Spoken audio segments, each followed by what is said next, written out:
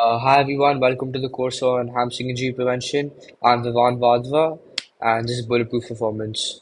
So, if you're a teenage athlete, specifically footballer, between the ages of 12 to 18, and you're looking to move your game to the next level, maximize your potential, enhance your performance altogether, and just move pain-free, well then you're certainly in the right place. So, without any further ado, before we just dive in and I give you an overview of how this course is going to look, I'd just like to introduce myself. I'm Vivan Vadva. I've been playing football since the age of 6. I'm now 15. I'm a student in 10th grade. And the sport has played a big part in my life. But however, I too, like many athletes, have struggled with injury here and there. But of course, it's nothing I was not able to overcome, which is why I'm here to, hopefully try to educate some teenagers and, give provide some guidance. So yeah, well, now moving on to the overview. In this lesson, we're just starting with the basics. I'm just gonna be, telling you what the hamstring are, the three parts of the hamstrings, which is the BM, the SM, and the ST. So, I mean, it's just that, and how the injuries occur. Just basically an overview on what they are, and yeah, what's gonna happen in the next few episodes, and then the equipment you need. Yeah, so well, let's dive in. So before we move into more depth, I thought I'd just give you a practical demonstration and show you where the hamstrings are. So as you can see here below your glutes, you just have this part here. It's the hamstring is composed of three muscle groups: the BF, the ST, and the SM, which is the femoris, the semitendinosus, and the semimembranosus. So now that we've sort of seen what the hamstring is composed of, the three muscle groups, the bicep femoris, the semitendinosus, and the semimembranosus, we're just going to be moving on to how these hamstring injuries occur because I feel like that's really important for all athletes to know. So, first, let's just discuss what a hamstring strain is. Sometimes it can be called a pull or a tear, and there's different grades to it. It could be a grade 1 tear, it could be a grade 2, and then it's just progressively getting worse and worse depending on how the tear is. So, now you're probably wondering, how do these hamstring tears occur? As footballers, you're usually conducting a lot of high-speed movements, lots of high-intensity movement.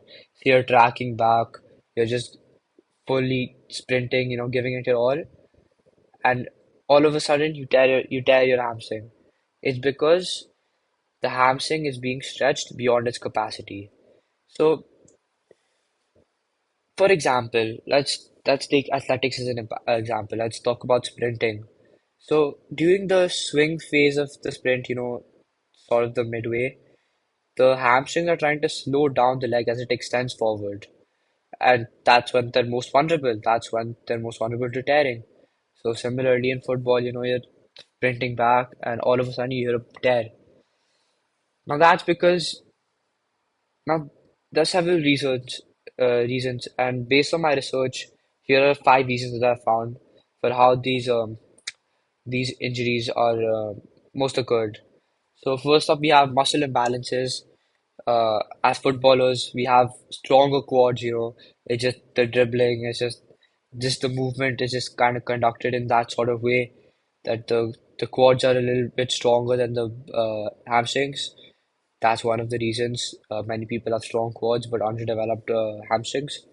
Then we have, of course, the most important one, and this is the one we're going to try to sort of mitigate the most, which is poor flexibility or poor mobility, especially in the posterior chain. So this is when you're not uh, stretching properly, you're not paying attention to mobility, not warming up, not cooling down. So it's really important, which is why we're going to dive more into that. Gonna find some stretches for each muscle group, and just sort of mitigate the problem of poor flexibility. And then there's of course fatigue. Tired muscles lose coordination and strength. It's just extremely common in football. It's such a physically demanding sport, so it's just very common fatigue. Then, as I said, improper warm-ups or movement patterns. Movement patterns now change of direction, change of acceleration. You could go from accelerating and then all of a sudden you need to deaccelerate. That is also really common, you know.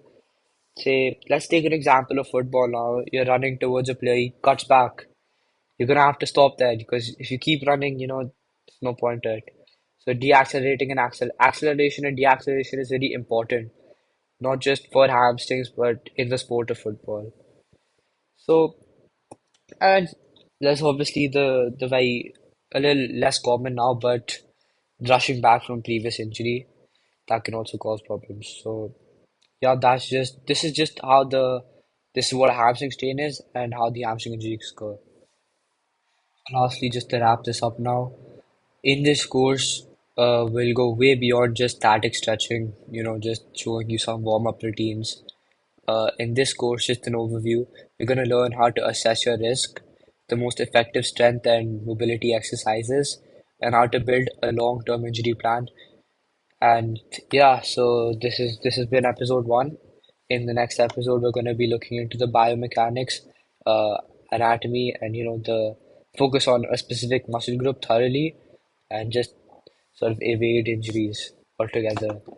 So yeah, uh, hit that next lesson, and let's keep building stronger, safer movement, and stay bulletproof.